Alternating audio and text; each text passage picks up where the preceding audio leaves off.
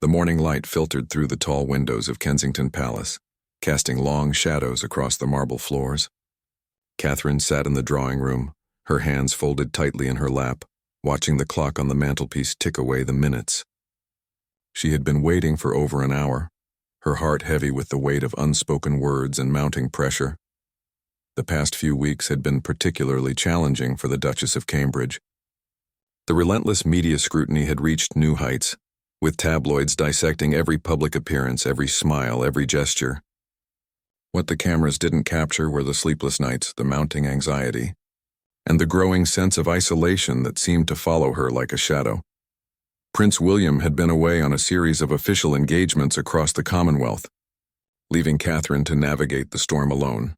Their phone conversations had become brief and formal, filled with updates about schedules and obligations rather than the intimate exchanges they once shared. The distance between them wasn't just physical anymore. Catherine rose from her chair and walked to the window, gazing out at the perfectly manicured gardens. A group of tourists had gathered at the palace gates, cameras ready, hoping to catch a glimpse of royal life. She pulled back slightly, remembering the advisor's words about maintaining proper visibility protocols. Even in her own home, privacy felt like a luxury she could no longer afford. The sound of footsteps in the corridor made her heart skip. She quickly wiped away a tear that had escaped without her notice and straightened her posture. The staff members who passed by offered respectful nods, but their eyes held a mixture of sympathy and concern that made Catherine feel even more fragile than she already was. Her phone buzzed with another message from her private secretary, outlining the afternoon's commitments: a charity luncheon, a brief meeting with patronage representatives, and then preparation for tomorrow's public appearance. The schedule felt overwhelming, each commitment another performance where she would need to smile, wave, and pretend that everything was perfect in her world.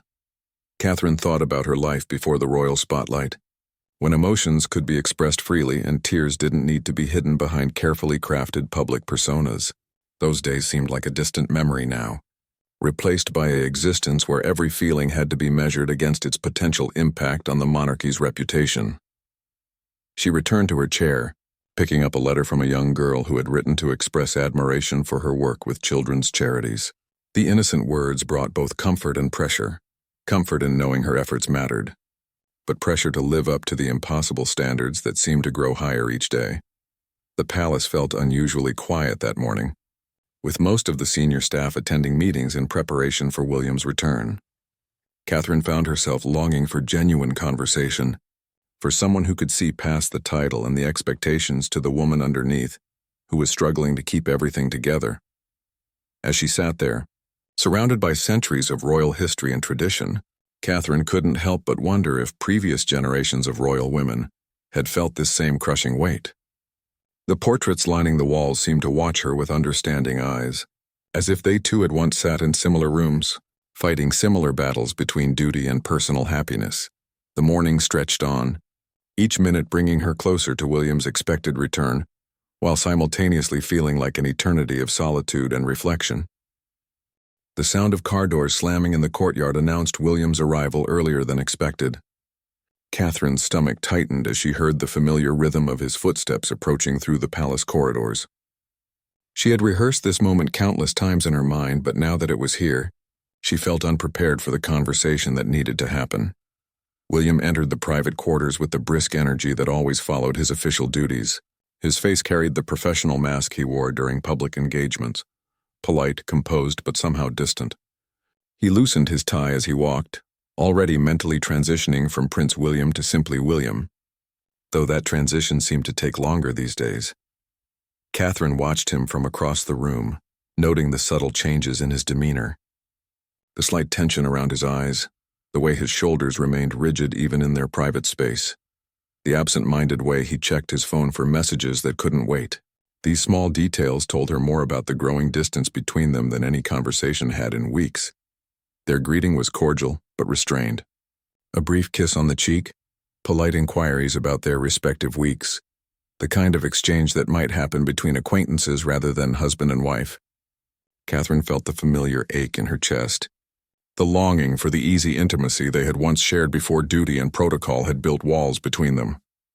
William moved through their living space with mechanical efficiency, sorting through correspondence that had accumulated during his absence. He spoke about his engagements with the practiced tone of someone giving a briefing, mentioning successful meetings and positive public reception without really sharing anything meaningful about his experience. Catherine tried to engage him in more personal conversation, asking about moments that weren't captured in official reports. Did he enjoy the cultural presentation in Scotland? How did he feel about the veteran stories he heard? But his responses remained surface level, as if he had forgotten how to access the deeper parts of himself that she desperately wanted to reach. The afternoon stretched between them like an invisible barrier. They shared the same physical space but seemed to exist in separate worlds, his filled with royal obligations and constitutional duties, hers increasingly isolated and emotionally turbulent. Catherine found herself watching him carefully, searching for signs of the man she had fallen in love with beneath the layers of royal responsibility. When William finally sat down, it was with the heaviness of someone carrying burdens that couldn't be easily shared. He rubbed his temples, a gesture Catherine recognized as his way of dealing with stress. For a moment she thought he might open up, might finally acknowledge the growing distance between them. Instead, he reached for his tablet to review the next day's schedule. Catherine felt something break inside her chest. The careful control she had maintained for weeks began to crumble as she realized that even in their private moments, royal duty continued to take precedence over their relationship.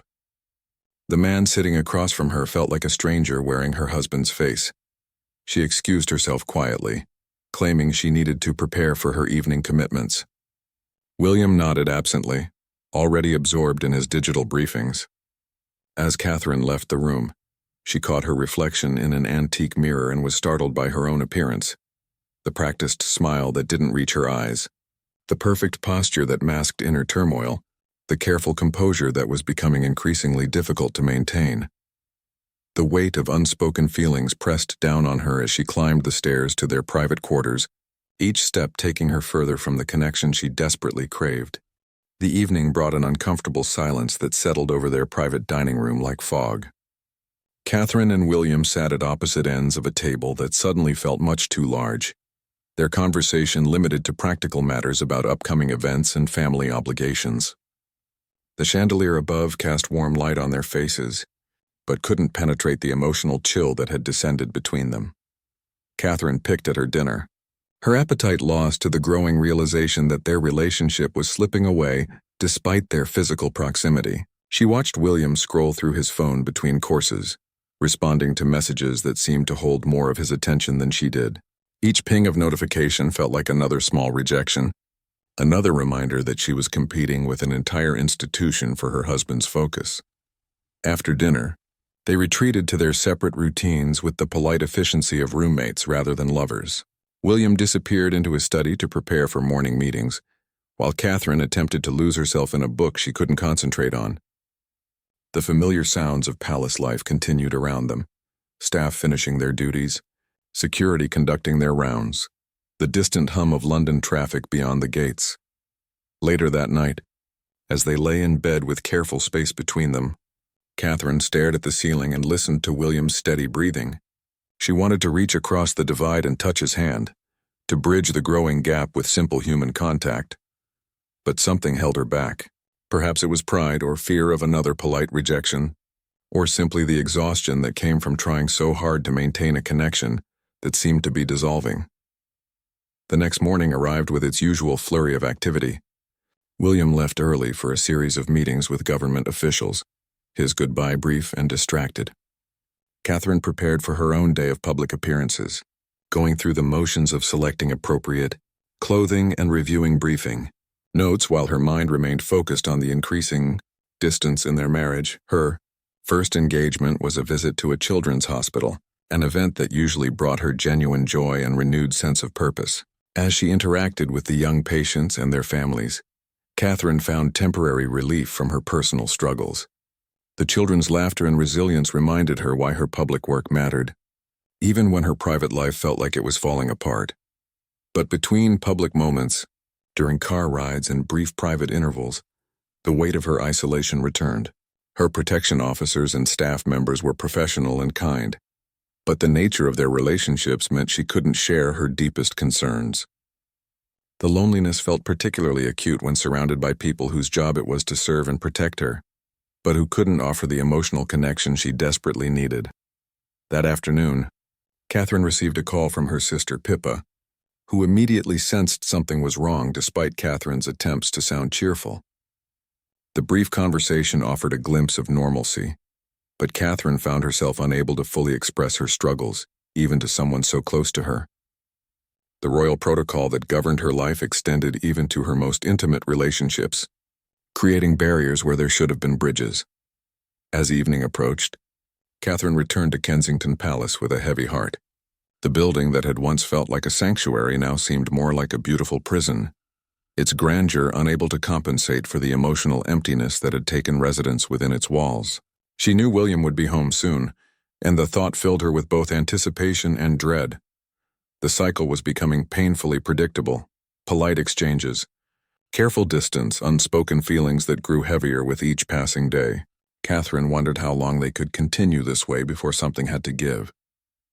The breaking point arrived on a Tuesday morning that began like any other. Catherine woke to find William already gone, having left early for a series of engagements without the usual note or text message that had once been their routine. The absence of that small gesture felt disproportionately painful, like the final straw in a growing collection of emotional slights and disconnections. She went through her morning routine mechanically, each task feeling heavier than it should. The face that looked back at her from the mirror appeared composed and ready for public presentation, but Catherine could see the cracks forming beneath the surface. The careful makeup couldn't quite hide the shadows under her eyes, and her smile felt increasingly forced even during practice. Her private secretary arrived with the day's schedule and a stack of correspondence that required her personal attention. Among the official documents was a handwritten letter from a young mother struggling with postpartum depression, who had drawn strength from Catherine's advocacy work. The woman's raw honesty about her emotional struggles hit Catherine unexpectedly hard, triggering a flood of empathy and recognition. As Catherine read about the mother's feelings of isolation despite being surrounded by people who cared about her, she saw disturbing parallels to her own situation. The letter described the exhaustion of maintaining a brave face while crumbling inside, the difficulty of reaching out for help when everyone assumed you had everything together, the loneliness that could exist even within a loving family. The emotional impact of the letter, combined with weeks of accumulated stress and disconnection, finally overwhelmed Catherine's carefully constructed defenses. Tears began to fall before she could stop them, each drop carrying weeks of suppressed feelings and unspoken fears about the direction of her marriage and her role within the royal family. She tried to compose herself quickly, aware that staff members might enter at any moment, but the emotional release had begun and wouldn't be easily stopped.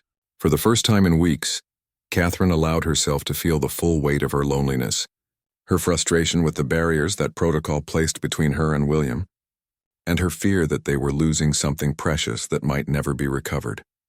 The morning's scheduled activities suddenly felt impossible to face. How could she smile and wave and engage with the public when she felt so broken inside? How could she represent hope and stability when her own foundation felt like it was crumbling? The disconnect between her public role and private reality had never felt more stark or more painful. Catherine found herself questioning everything: her ability to fulfill her royal duties, her value within the institution, her future happiness within a system that seemed designed to suppress authentic emotion and genuine human connection. The doubts that had been quietly growing for weeks suddenly demanded attention, refusing to be pushed aside for the sake of appearances. She canceled her morning engagement, claiming a minor illness that wasn't entirely untrue.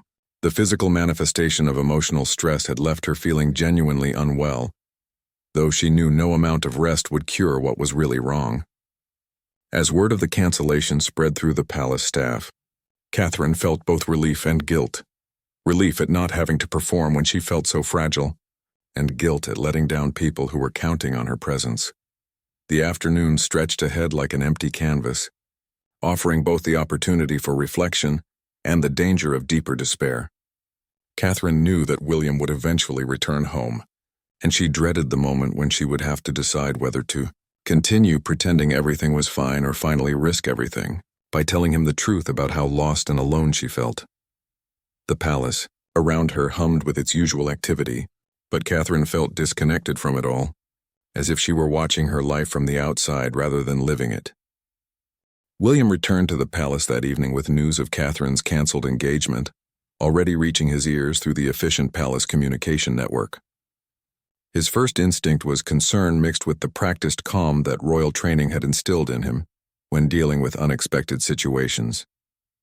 He found Catherine in their private sitting room, staring out at the gardens as twilight settled over London. Her posture told him immediately that this wasn't a simple case of minor illness.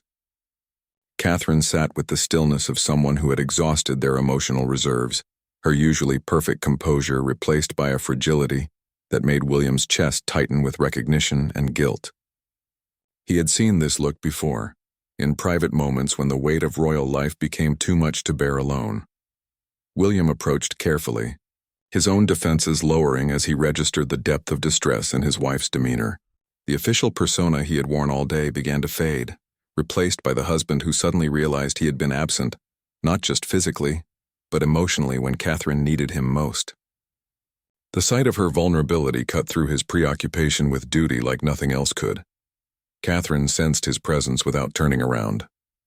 She had rehearsed this moment in her mind countless times, but now that it was here, words seemed inadequate to express the complexity of her feelings. The silence between them stretched, filled with years of shared history and recent months of growing distance that neither had known how to bridge. When William finally spoke, his voice carried a gentleness that had been missing from their recent interactions. He asked not about the cancelled engagement or official concerns, but simply how she was feeling. The question, asked with genuine care rather than polite obligation, nearly broke through Catherine's remaining composure. She turned to face him, and William saw immediately what she had been working so hard to hide. The tears she had shed earlier had left traces that makeup couldn't completely conceal, and her eyes held a pain that made him realize how disconnected he had become from her emotional reality. The woman before him was still his Catherine, but she was clearly struggling in ways he had failed to notice or address. For the first time in weeks, they looked at each other without the barriers of schedule and protocol. William saw past the Duchess to the woman he had fallen in love with, while Catherine glimpsed the man beneath the prince who had once been her closest friend and confidant. The recognition was both painful and hopeful, acknowledging what had been lost while suggesting it might still be recoverable. William sat down beside her, closer than they had been in recent memory. The physical proximity felt both natural and strange after so much careful distance. Catherine could smell his cologne, notice the small details of his appearance that she had stopped paying attention to when their interactions became purely functional. He reached for her hand tentatively, as if asking permission to cross the emotional divide that had grown between them. Catherine's fingers were cold despite the warmth of the room, and William realized with a start how long it had been since they had shared even this simple intimacy. The touch was electric not because of passion, but because of the genuine human connection it represented. Neither spoke immediately, both recognizing that they were standing at a crossroads in their relationship. The next few moments would determine whether they would continue drifting apart or find a way back to each other. The weight of that realization hung in the air between them, making every gesture and word feel monumentally important. Catherine felt the tears threatening again, but this time they were different. Not the tears of isolation and despair she had shed earlier, but tears of hope mixed with fear about whether it was too late to repair what had been damaged between them. The dam finally broke when William squeezed Catherine's hand and asked the question she had been longing to hear. "What can I do to help?" The simple words, spoken with such genuine concern, released months of pent-up emotion that Catherine had been carrying alone. The tears came freely now, not the careful, controlled tears of public sympathy, but the raw, honest tears of a woman who had been drowning in expectations and isolation. William's immediate instinct was to pull her close, and for the first time in months, Catherine didn't resist the embrace. She melted into his arms with relief that was almost physical, finally allowing herself to be vulnerable with the one person who should have been her closest ally. The familiar comfort of his presence reminded her of why she had fallen in love with him in the first place. Before duty and protocol had complicated everything, through her tears, Catherine began to speak about the loneliness that had been consuming her. She talked about feeling like she was performing her life rather than living it, about the pressure to be perfect when she felt anything but, about missing the easy intimacy they had once shared before every conversation became filtered through royal considerations. The words tumbled out in a rush as if a floodgate had been opened. William listened without interrupting, his own eyes growing damp as he realized the extent of his wife's suffering and his role in causing it. He had been so focused on fulfilling his royal duties that he had neglected his most important duty as her husband. The weight of that realization was crushing, but it also brought clarity about what needed to change. Catherine spoke about the mother's letter that had triggered her breakdown, how reading about another woman's struggle with isolation had made her recognize her own. She described the strange phenomenon of feeling utterly alone while surrounded by people, of having every physical need met while starving emotionally. William recognized the feeling from his own experience but realized he had dealt with it by throwing himself deeper into work, inadvertently abandoning Catherine to face it alone. As Catherine's tears subsided, she found the courage to voice her deepest fear, that they were becoming strangers who happened to share a title and a house, that the love that had once sustained them was being suffocated by the weight of expectation and obligation. The admission was terrifying because it made their crisis real and undeniable. William's response surprised her with its immediate honesty. He admitted that he had been feeling the distance too, but had convinced himself it was temporary, a phase that would pass once they adjusted to their increasing responsibilities. He acknowledged that he had used work as a shield against the emotional complexity of their situation, finding it easier to focus on external duties than internal problems. They talked about the subtle ways royal life had changed them, how the constant scrutiny had made them cautious even with each other, how the pressure to represent perfection had made it difficult to acknowledge their very human struggles. They recognized that they had both been protecting their public image at the expense of their private relationship. The conversation was painful, but also liberating. For the first time in months, they were talking to each other rather than past each other, sharing fears and frustrations instead of schedules and obligations. William spoke about his own struggles with the weight of expectation, how he sometimes felt like he was losing himself in the role that had been thrust upon him. Catherine realized that while she had been feeling abandoned, William had been feeling equally overwhelmed, just processing it differently. They had both been struggling, but had somehow failed to recognize that they were fighting the same battle.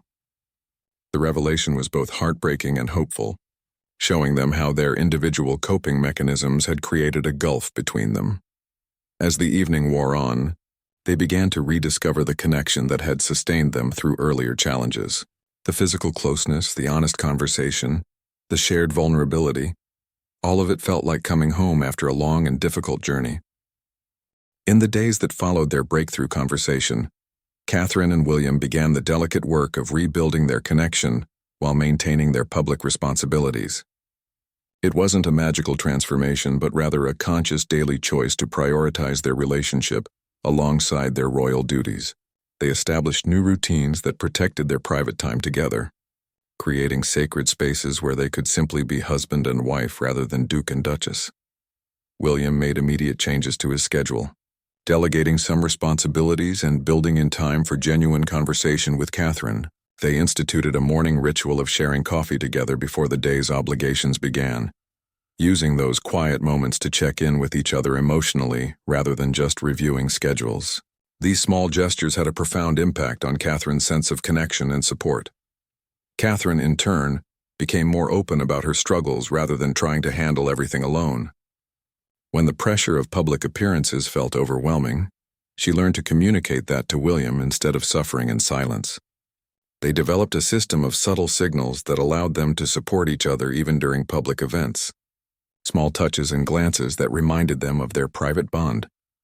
The palace staff noticed the change in atmosphere, though they were too professional to comment directly. The tension that had been palpable in the royal quarters began to ease, replaced by a warmth that made everyone's job more pleasant. Catherine's smile became genuine again, and William's demeanor relaxed in ways that were subtle but unmistakable. Their public appearances took on a different quality as well. The chemistry that had made them such a beloved couple returned, but it was deeper now, seasoned by their recent struggles and recommitment to each other. They had learned that perfection wasn't required for a successful royal marriage. Authenticity and mutual support were far more valuable. Catherine began speaking more openly about mental health in her public work, drawing from her own recent experience without revealing private details. Her advocacy became more passionate and personal, resonating with people who could sense the genuine understanding behind her words. The crisis that had nearly broken her became a source of strength in helping others. William learned to balance his royal obligations with his role as Catherine's husband and support system. He realized that being a good prince didn't require sacrificing his marriage, and that, in fact, a strong personal foundation made him more effective in his public role. The lesson was simple but profound. Taking care of each other wasn't selfish but essential. Months later, as they prepared for another public engagement, Catherine caught sight of herself in the mirror and was struck by the difference in her appearance. The shadows under her eyes had faded, replaced by a brightness that came from feeling truly supported and understood. The smile she practiced was no longer forced but natural, reflecting an inner contentment that no amount of royal protocol could manufacture. William appeared in the mirror behind her, straightening his tie with the same care he had always taken with his appearance. But when their eyes met in the reflection, the look that passed between them carried none of the distance that had characterized their recent past. Instead, it held the warmth of genuine partnership and the quiet confidence of a couple who had weathered a storm together. As they prepared to step back into their public roles, Catherine felt the familiar flutter of performance anxiety. But it was manageable now because she knew she wasn't facing it alone. William's hand found hers as they walked toward their waiting car, a simple gesture that would be captured by photographers and interpreted as royal romance. But Catherine knew it was something more valuable. It was the touch of a husband who had learned to see past the crown to the woman beneath, and who had chosen to fight for their love rather than let it be consumed by duty. The story that had begun with tears of loneliness had transformed into something stronger and more beautiful, a marriage that could survive the unique pressures of royal life because both partners had learned that their greatest responsibility was to each other.